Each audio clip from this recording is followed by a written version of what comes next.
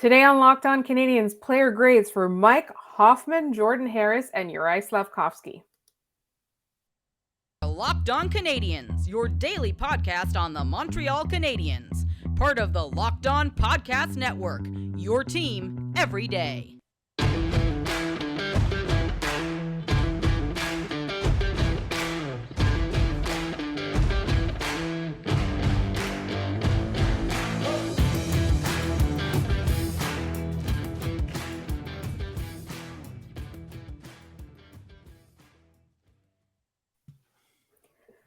Hi there, everyone, and welcome to episode 836 of Locked On Canadiens, your team every day. Today's episode is brought to you by Gametime.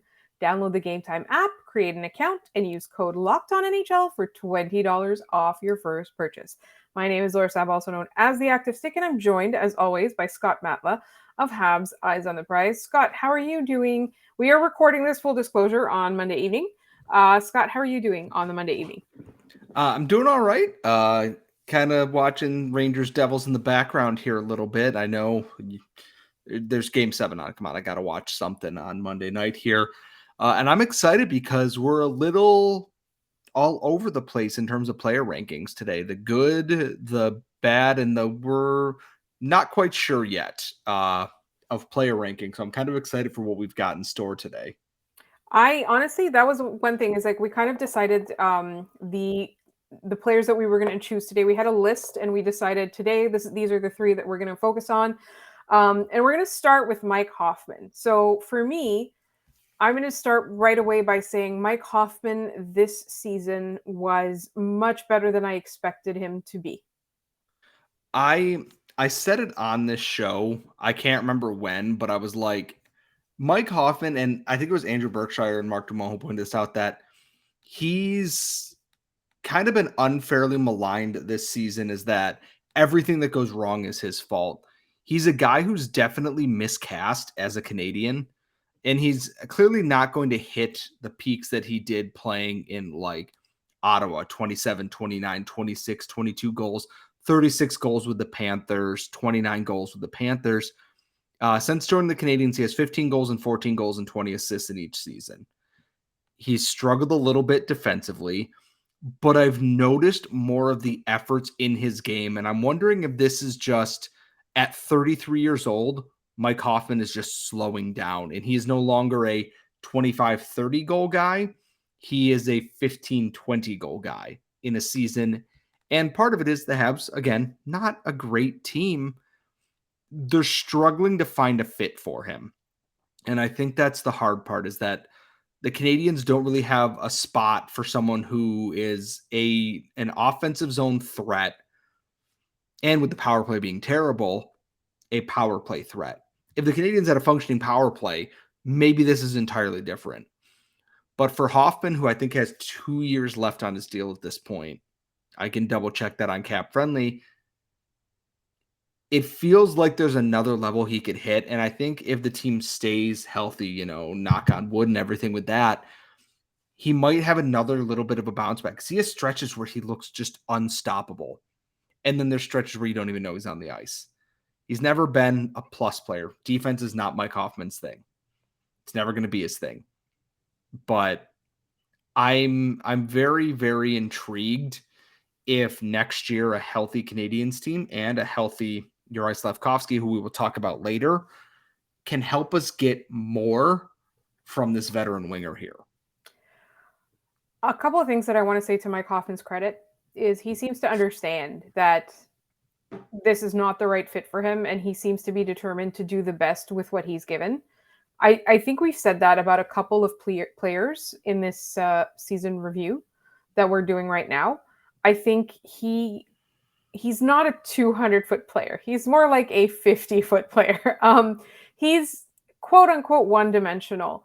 But the thing is, when you put him in that right situation, that one dimension, when it works, it really works. Like Scott, you pointed out, he looks unstoppable on the ice. He's a great depth forward for a team that's able to roll lines. He's a great forward for a team that already ties up the opponent's defense in some other players or other lines, right? Like, he's the kind of guy that would score your goals for you. Like you said, if the power play were just a little bit better, or if the battle was taken up by some other heavy duty minute forwards, somebody like a Nick Suzuki, for example. So if the Canadians had a little bit better depth, not just the fit, but the depth as well, I think they would be able to bring out the best in Mike Hoffman. For me, the real big question is Mike Hoffman going to be part of the mentoring of the younger players next year? Is he going to be one of those veteran presence kind of leader type players? Because I don't necessarily know that that's what he was brought in to do. He was brought in to score points, to score goals. Like that's literally, he's a pure goal scorer, right? So for me, if you can trade him to a team that really has a fit for him, like now's the time to do it. But if he were to stay on this team, honestly, like I wouldn't be too bummed, because we're going to get to a point at some point where we're going to have to, he's going to have to go. And he's not going to get re-signed. We know that for sure. And we're going to get to a point where some of these younger players are going to take his spot. So I'm not too worried about him being on here. A lot of people are like, oh, like he doesn't need to come back. He's just tying up cap space. Like, what are the Canadians going to do with the cap space anyway? They're in a rebuild. They do not need to sign, star players or veteran players at this point, unless it's somebody that you really can't miss. You kind of have to pull out all the stops and they will be part of your next 5 to 7 years. You don't need to do that. You don't need that cap space right now. Sit on it, and then all of a sudden it gets released, and then you have a bunch of players that you don't need anymore. They're not on your cap anymore. And Mike Hoffman's going to be one of those guys. So, like, if anyone comes calling, entertain the offers. And here's the thing, I was wrong. Hoffman only has next year at 4.5. So he will be UFA. And I look at this and go, if he can get on a streak there, he is an attractive deadline deal piece. Looking at the Canadians here, like Pezzetta, Belzile, Tierney, Drouin are all UFA. Gurianov is an RFA. Hoffman's a UFA. So is not Rem Pitlick. He has another. No, Rem Pitlick will be a UFA as well. There's options for them. And I look at Mike Hoffman and go, this is a guy who some team will look at this and go, okay, maybe he's got 12, 15-ish goals. It all goes well with the Canadians here. We can add that. We can shelter him, make him a power play weapon for down the stretch here. And, the Canadians retain a touch of salary and we toss something else their way. Or maybe he gets thrown into the Jets when they acquire Pierre-Luc Dubois. Who knows? I think Hoffman's rounding out of his game. He's not a defensive whiz. He's not going to be. But the effort is there, and I think that's a noticeable trait in his game, is that's a good thing for him. And I think it's a good thing for the Canadians. He's not going to be a 30-goal guy. I would love to eat my words on that. I think it'd be great. But I think for this season, he got graded really harshly because fans are just we're looking for a scapegoat for a lot of things during the injuries here, and he's a convenient target. I was absolutely guilty of this, but at the same time, I give him a C on the season. I don't think he hit expectations, but I don't think he underwhelmed as badly as people want to say that he did. My grade for him was a C+. So I don't think we're too far off. In the meantime, the next player we're going to talk about is one that we both really love.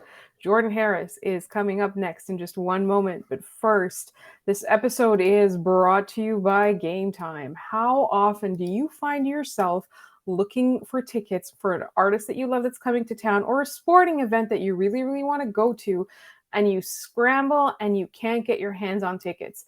This keeps happening to me all the time, except now there's Gametime. Getting tickets should not be as stressful as I was making it. Gametime has flash deals and it's so easy to use. Gametime is the place for last-minute tickets. Forget planning months in advance. Gametime has deals on tickets right up to the day of the event, like literally on the day of the event. Get exclusive flash deals on tickets for football, basketball, baseball, concerts, comedy, theater, and more. Whatever show's there, Gametime will have it. The Gametime guarantee means you'll always get the best price. In fact, if you find tickets in the same section and row for less, Gametime will credit you 110% of the difference. So snag the tickets without the stress with Gametime. Download the Gametime app, create an account, and use code LOCKEDONNHL for $20 off your first purchase. Terms apply. Again, create an account and redeem code LOCKEDONNHL for $20 off. Download Gametime today. Last minute tickets, lowest price, guaranteed. All right.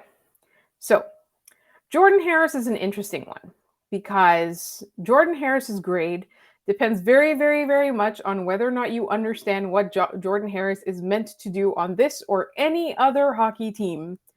He is there to be a defensive presence. He is not there to create offense. He is not there to be flashy. He is not there to really get you jumping out of your seats. He is there to literally get between the puck and the opponent. And he does that really well. Jordan Harris's strength is in doing those little things right that you don't think about until you see him doing them constantly. He's not a panic under pressure type of player. He's a really solid skater. Offensive upside is maybe not overly high, but I think he's the modern version of a defensive defenseman. I watch him play and I watch him skate. He's someone I'm really, really impressed with. He had 17 points this season in 65 games, 4 goals, 13 assists. His career high at Northeastern was 21 points. So he's earned his spot there in the NHL lineup. And I think the pairing of him and Jonathan Kovacevic was a really smart pairing, that Kovacevic knows where his limitations are and Harris knows where his strengths are. And it worked. And I just look at Harris doing the little things right out there. He can move the puck well, he skates well, and he keeps his gaps really well there. It's hard to not like what I saw from. I thought maybe he'll spend a little time in the AHL this year. Maybe I thought Arbor Jack would spend a little time in the AHL this year. I was wrong, mind you, for a lot of different reasons. Harris earned that NHL spot and just didn't let it go. He didn't look out of place. He looked so composed out there, like he's been playing forever. Then there's little, wrinkles here or there that he can add to, but that comes with experience. But he's so smart. Everything is up here in his head when he's playing, that he is thinking plays ahead there, and he's making the smart reads. He's not going to try, big cross ice diagonal feeds, high risk plays. He makes the smart play. That is what he does. He is a really good safety cushion there in that defensive group. He can carry the puck out if he needs to, get it in deep. He can find that breakout pass. He can jump up into the rush there. I am continually impressed when I watch him play because it's the little subtle things that he does right that allow him to build a bigger platform and continue to improve on that. And he earned that 2-year extension. I'm glad they gave it to him as well, because he's someone I think could be eating a lot of minutes for the Canadiens soon once, David Savard, Joel Edmondson, etc. are moved on from, retired, traded, whatever.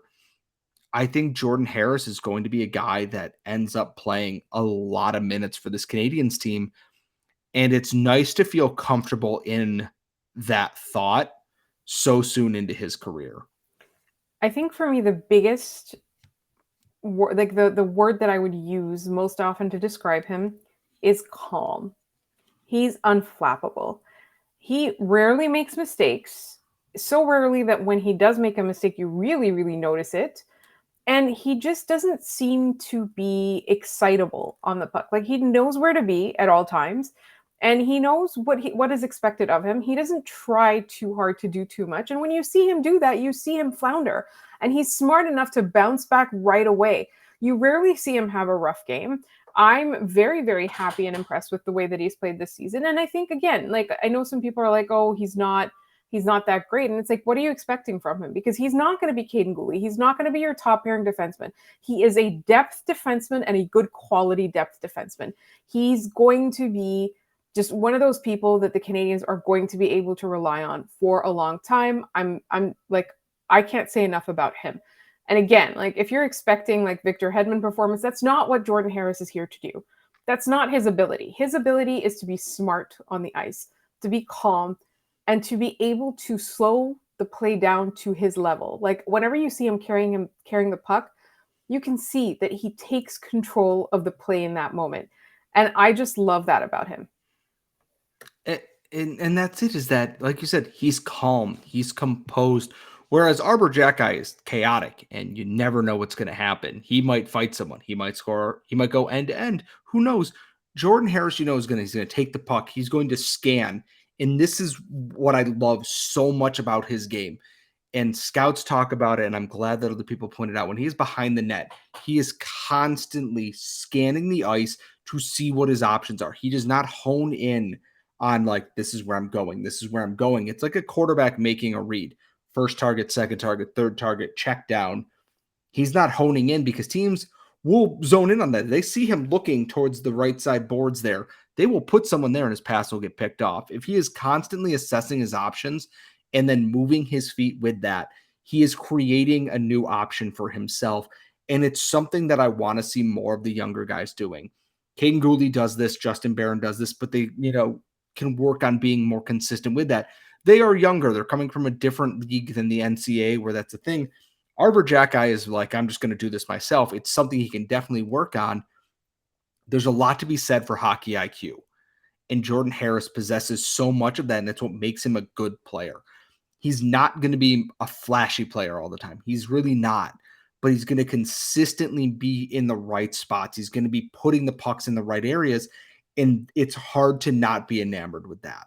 I give Jordan Harris a B+ on the season. I thought he was great. He had to play with David Savard. He played with Joel Edmondson. He played with Kovacevic. He played with everybody. Got to give Harris a B+ on the season here. A solid rookie year, and there's still more to go here. There's definitely more for him to uncover in his game. I can't wait to see how good he is in a couple of years, to be honest. I can't wait to see what minutes he's playing, who he's playing with, and how he's doing it. But in the meantime, somebody else we can't wait to see more of is Juraj Slafkovsky, the first overall pick, and we're going to talk about him in just one moment.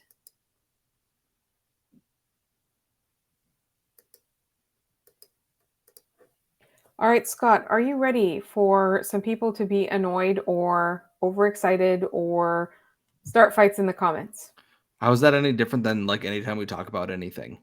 Well, we're talking about Slafkovsky this time, so. All right. Oh man, like what a hard rookie season to try to analyze, in that they tried to shelter him. Then he had fourth line minutes if he wasn't playing well. He was constantly the first person demoted. And in some games, yes, deserved. Maybe he wasn't playing well. It's understandable. I look at Juraj Slafkovsky, and we've talked about this in other episodes, should have played in the AHL this year. And if not for injuries, probably would have. Hindsight is always 20/20 on these things, and it's not fair to be like, the Canadiens screwed it all up. I think they were prepared to send him down, and then everybody got injured. There is nothing you can really do about that. And I think they'd rather have him play those minutes in the NHL than, just stick, and all due respect to Alex Belzile and Anthony Richard, in the top 6 at that point in time. When Slafkovsky has been at his best this season, he's using his frame, he's using his reach, and he's become a pretty sly playmaker at the NHL level. You see the raw tools that are there. There is a path to polishing them from, to make a metaphor here, sticks and stones to, steel and, adamantium there, to make him a fully recognizable offensive weapon. Heavy shot, good hands. The biggest thing, and this is a thing that I try not to criticize players for because I still don't like them getting hit in the head. His head is down a lot of the time when he is in the offensive zone, and it's getting him caught and it's getting him hit hard. You're a big dude, a big dude. You can take hits and everything, and we know that. I saw it at the rookie tournament. Skated with your head down, dude ran into you and bounced off of you. Can't do that at the NHL level. Someone will predator you, and it's not going to be pretty. To get to his total season here, I think he had a decent, not spectacular kind of rookie campaign. First 2022 draft pick to score in that hilarious game against Arizona. I understand why they did what they did. There is a lot of potential in there. I think he's going to be a potentially very, very fun NHL player here. He just needs that time and that development work. He is far from a finished product, but I completely understand what the Canadiens were going for with this, and I'm completely okay with that at this point. I mean, obviously, I've kind of accepted that. There's work to be done, but I actually trust this Canadiens group to make that happen this year. So I'm kind of on another track with that because I'm not angry about it anymore. I'm not bitter about it anymore. I was very confused and perplexed by it throughout the season. They sheltered him a lot. But what he needs is experience. You know that he's able to, work hard in a big game. He likes the big stage. He likes those big moments. You know that he's got skills, and you know there's like you're going to give him assignments and things like that to work on with the skills coach or whatever it is. All of his conditioning, all of that. Like he's still really, really young. But for me, that hits in the head thing, like you have to keep your head up, kid. And so they're sheltering him in order to keep him out of situations like that, and also because they think his learning curve is a lot longer. Like it feels like they just think his learning curve is just really, really long. But like they're trying to preserve him for the long run. But at the same time, he's still getting hit in the head. You know what I mean? Like so, like it feels a bit like a catch-22 in that he needs more experience in NHL situations so he can be smarter about them. But they're not giving him that more experience in NHL situations. So I don't like how little he played this season, but I also don't necessarily think that he should have played in the NHL. Like I think that he should have played more minutes in the AHL. I think there's just something about the way that they handled it that I didn't love because, as you said, like I think overall his average ice time was something like 14, 15 minutes a game, which doesn't seem too terrible. But he's your first overall pick, not just your first round pick, your first overall pick. He's supposed to be part of the future. He is, by all intents and purposes, the kid with the highest upside on your team right now, in your system right now. We talk about people who have a huge upside, but his is like sky high. And so, what are you doing if you're not making him play as many minutes as possible? And if you are putting him in the NHL, why are you allowing him to get hurt? Like, somebody's got to talk to this kid. You know what I mean? Like, either keep him off the ice and put him in the AHL or play him more and eventually he'll learn to keep his head up. Like, I think there's just something missing. And again, it's not just about the hits in the head thing. It happened like many times this season, which we don't want to see. I just felt like he needs, at this point, you have nothing to lose. You're losing games anyway. You're a terrible team. Let him get out there and make a bunch of mistakes that he's going to learn from. Do you not trust him to learn from the mistakes? So, like Scott, you said you trust them. You've resigned yourself to it. You understand it. For me, it's not that I don't trust this team. Like, I'm not a coach. I'm not a development specialist. I'm not a skills coach. I'm not a GM. I'm not anything. But I'm a person who watches a lot of hockey. And as a person who watches a lot of hockey, I expected to see a lot more of him.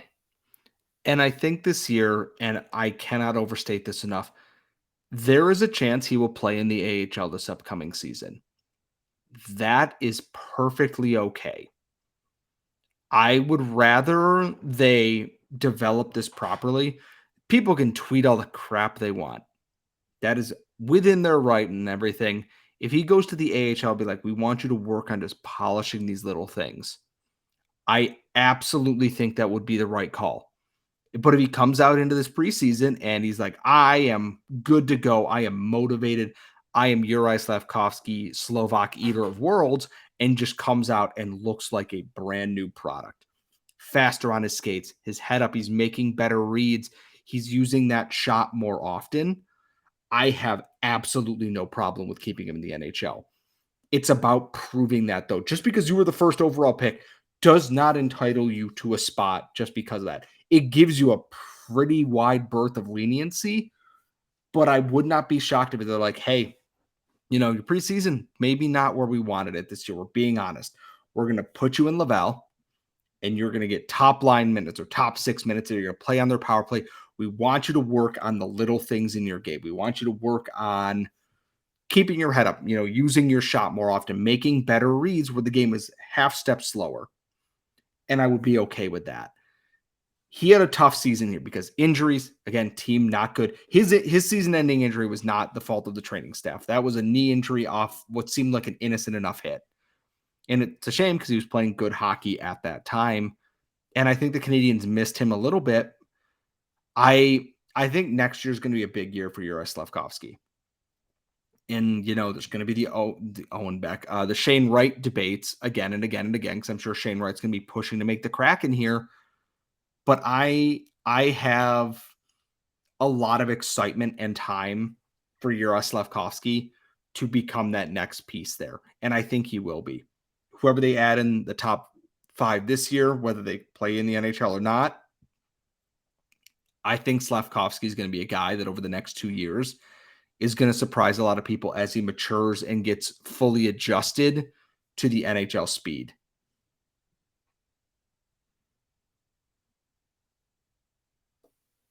I was on mute. I need to keep my head up, kid, too. I'm in full agreement with you on that front. I think that um, I think we're going to see a lot more of him next season. And as you pointed out, he might start it in the NHL. He might not, and then he might go to the NHL for AHL for stretches of time. I'm just excited to see if he takes a big stride forward because it feels like he was poised to this season, but the injury as well as his ice time didn't allow it. So let's do final grades because I don't think we did a grade for Jordan Harris. I gave him a B+ on the season. I'm going to give him an A- because I love him and he's a nerd.